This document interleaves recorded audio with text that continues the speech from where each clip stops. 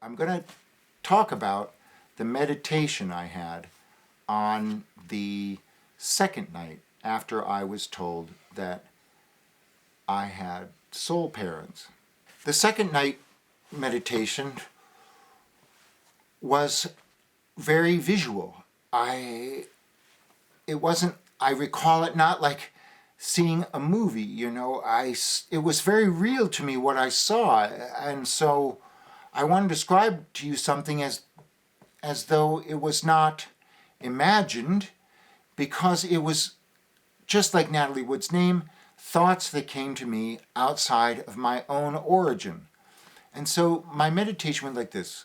I breathed and I relaxed and so forth. And I was actually really thinking very much about the love of Natalie Wood, about how this star was reaching out to try to connect with me from another dimension, from a spirit dimension.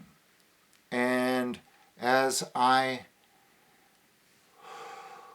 began to come out of my relaxed state into allowing some thoughts in, off to about 10 o'clock from me, I began to see a spirit in red. And it was the spirit of Natalie Wood in some sort of red garment. Nothing like sexy or anything, modest. And I was like really wanting, I love you, Natalie Wood, I love you. Just reaching out to love the spirit, to connect with Natalie Wood. And the Natalie Wood spirit began to move toward me. And I became aware that in between us was a boundary, like a fold, in a dimensional fold where the one dimension and the other can't cross. And so as she moved toward this boundary, suddenly, like a huge fence of souls came across. And in contrast to the red spirit with Natalie Wood, the souls were like a grayish blue. And they were persuading her in a non-violent way to stop moving toward this boundary. Apparently there are rules to the spirit world. And there is also fame in the spirit world, because I could see that Natalie Wood's fame had transcended, and that I was now aware that I was being witnessed and she was being witnessed by many, many, many souls. And she persisted and she moved through. It was like someone going against a crowd on a subway where you're trying to go in and everyone's trying to leave. But they were doing this to persuade her not to move closer. And she got closer and closer to this boundary. And suddenly she touched the boundary and all the souls gasped at once. And it was such a powerful feeling that I also was taken aback by what was happening, the spectacle. And Natalie Wood was now trying to press through this boundary. And I could tell that it was hurting her, that it was as though she was going into some sort of a paper shredder sort of her soul. And all the souls were gasping and shocked at what she was doing to try to break through to me, to see me. So I was a part of this. And so I was scared and shocked. And so I cried out. I knew no spirit. I'm not a religious man, but I said, Jesus, help her, Jesus. I guess it was reflexive, because I was born a Christian and raised in a Christian church and confirmed a Lutheran. So my connection to the spirit world is through Jesus, because I think of Jesus as a spirit. And I'm not even trying to have a Christian bent on this. I really want to just tell you what I saw. But when I said, help her, Jesus, the most amazing thing happened. From a point where he could see all of all of the souls lined up along the boundary.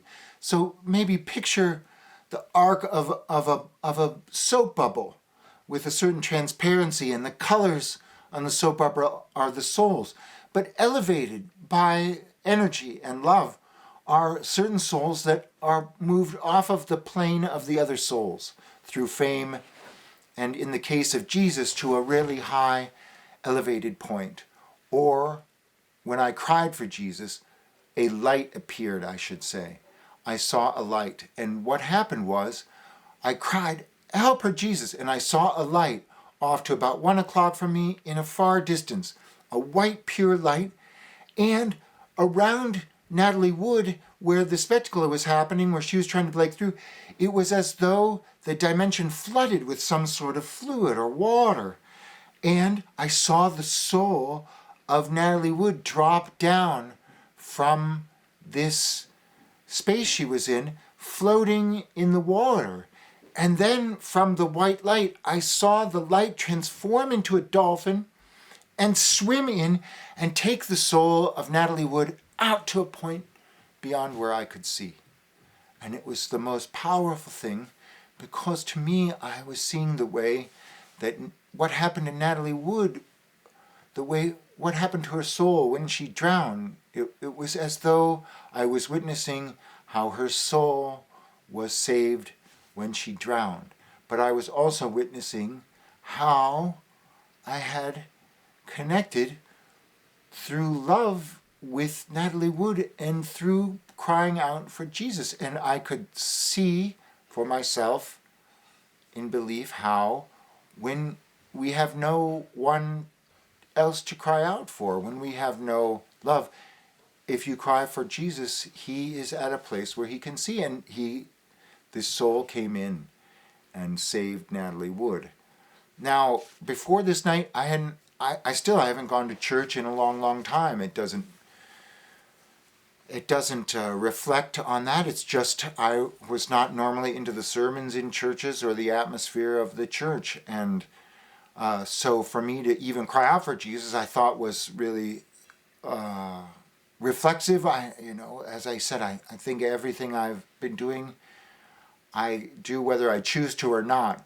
But I saw something that profoundly changed me. I saw that Natalie Wood was really trying to break through to help me with her soul, because I was in a place at that time where I really needed some help. And when her soul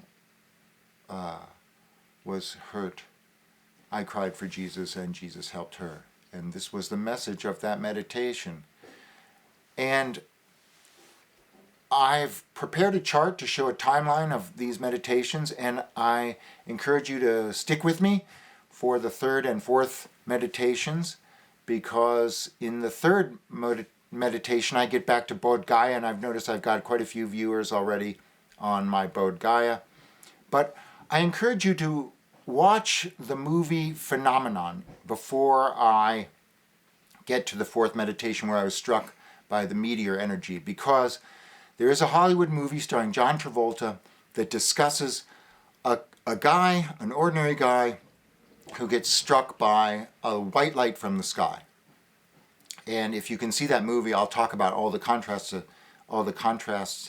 and parallels to what happened to me on that meditation. But thank you for sticking with me.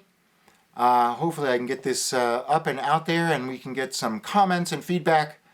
I'd really love to hear from you. I'm trying to just get my story out there, and I'm doing it sort of on a mission from God, I guess, if you want to quote the Blues Brothers movie, or motivated like the movie Oh God with John Denver, where I just feel like I've had an experience that I have to talk about.